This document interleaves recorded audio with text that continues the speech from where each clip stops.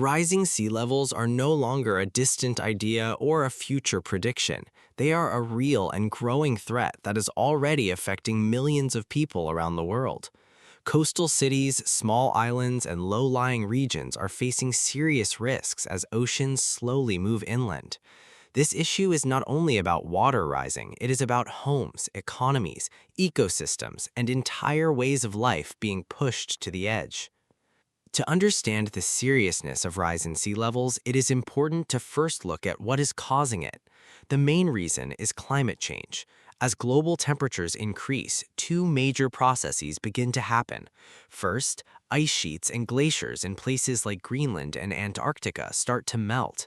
This adds more water to the oceans. Second, seawater expands as it warms, a process known as thermal expansion. Even a small increase in temperature can cause a large volume of water to expand over time. These changes may seem slow, but their effects are powerful. Over the past century, global sea levels have risen by about 20 centimeters. That might not sound like much, but the rate is increasing. Scientists now expect sea levels to rise much faster in the coming decades if greenhouse gas emissions are not reduced. One of the most visible impacts of rising sea levels is coastal flooding. Cities near the ocean are especially vulnerable. Places like Miami, Jakarta, and Bangkok are already experiencing frequent flooding, even on sunny days. This is often called nuisance flooding, but the name can be misleading. These events damage roads, homes, and infrastructure, and they cost billions of dollars each year. In addition to flooding, rising seas also lead to stronger storm surges. During hurricanes or typhoons, higher sea levels allow waves to travel further inland. This increases the damage caused by extreme weather events. What used to be considered a once-in-a-century flood may now happen every few years. Another serious problem is land loss. In some regions, the coastline is slowly disappearing. Wetlands and mangroves, which act as natural barriers against storms, are being destroyed. These ecosystems are extremely valuable. They protect coastal communities, support wildlife, and help store carbon. Losing them makes the effects of climate change even worse.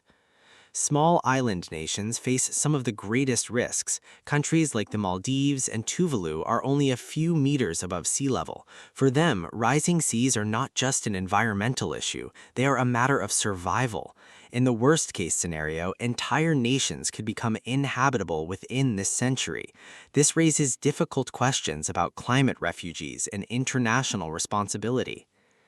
It is also important to consider the economic impact. Coastal areas are often centers of trade, tourism, and industry. Ports, airports, and major cities are located near the ocean.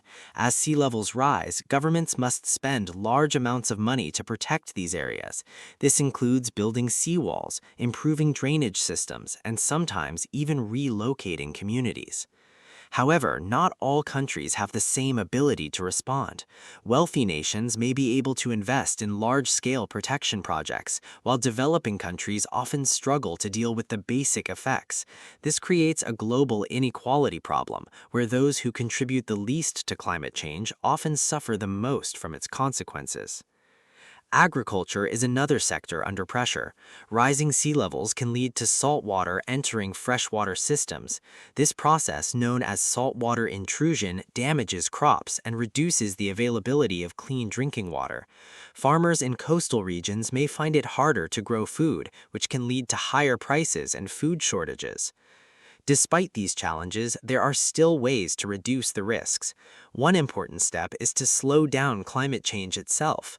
This means reducing greenhouse gas emissions by using renewable energy, improving energy efficiency, and protecting forests. While this won't stop sea level rise immediately, it can limit how severe the problem becomes in the future. Adaptation is also key. Cities and communities need to prepare for the changes that are already happening. Some places are building higher seawalls or using natural solutions like restoring mangroves and wetlands. Others are developing long-term plans to move people away from high-risk areas. Technology and innovation can play a major role as well. Improved climate models help scientists predict how sea levels will change in different regions. Early warning systems can give people more time to prepare for floods and storms. Engineers are also designing new types of buildings that can survive in flood-prone areas. Public awareness is another important factor. The more people understand the risks of rising sea levels, the more likely they are to support action. Education, media coverage, and community programs can help spread knowledge and encourage responsible behavior. At the same time, strong leadership is necessary. Governments must take the issue seriously and work together at an international level. Climate change does not respect national borders, and rising seas affect the entire planet. Agreements and cooperation between countries are essential to create effective solutions. It's easy to think of rising sea levels as a slow and distant problem, but the reality is much closer. Every year, the signs become clearer. Coastal flooding becomes more frequent, storms become more damaging, and communities face increasing pressure. The choices made today will shape the future of coastal regions for generations to come.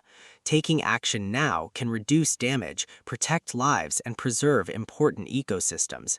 Ignoring the problem will only make it more difficult and expensive to deal with later. In the end, rising sea levels are not just about water, they are about people. They affect where we live, how we work, and how we plan for the future. Addressing this issue requires effort, cooperation, and long-term thinking. It's one of the defining challenges of our time, and how we respond will determine the kind of world we leave behind.